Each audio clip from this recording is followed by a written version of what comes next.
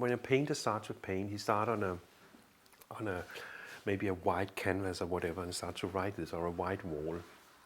And I think as a composer, you start with the silence.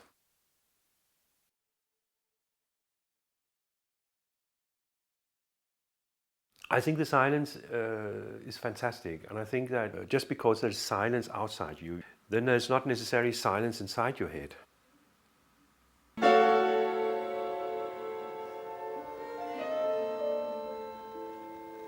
As I remember, I was, as a child, my father used to play the violin, just an amateur violinist. He was very, very interested in playing the violin, played in amateur orchestras as well, and he wanted me to play the violin.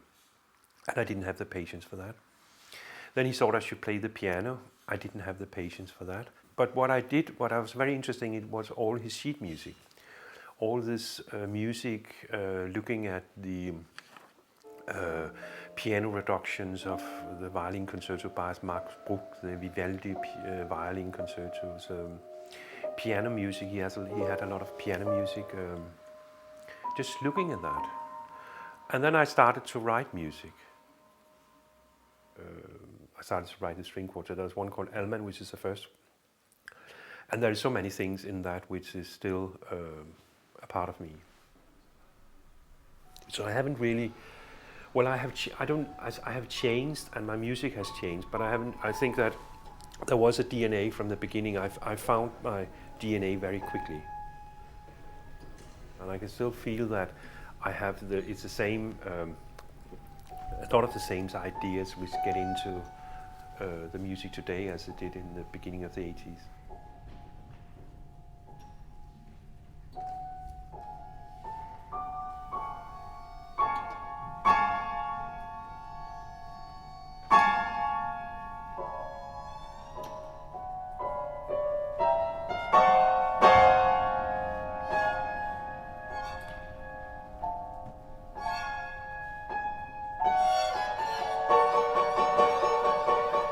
I think that's one of the whole magic things about music, is that you have to be on the border of something you can recognize.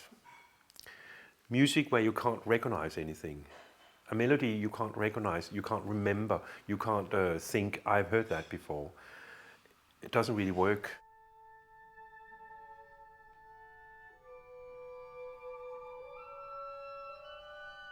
I think in my music there always is a line. I think my structural way of thinking and my intuitive way of thinking is very much to do with melodies. When I was younger, I was scared about that, because sometimes you're scared about what you're actually good at.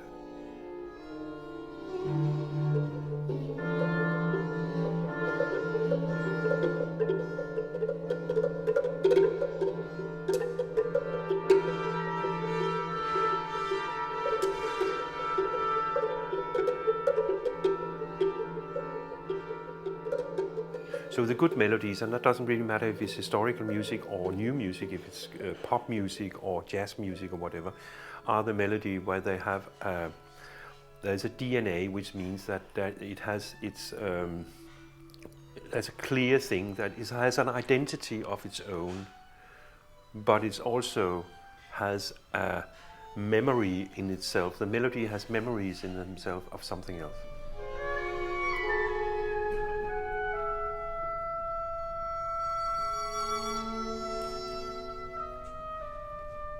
But I think that when you listen to the pieces from around, well, the violin concerto from '93, I think, you can hear that there is like a one big line, and sometimes that is dissolved, but it's still there even when it's dissolved. So I think that I become more brave to actually tell my stories by melodies.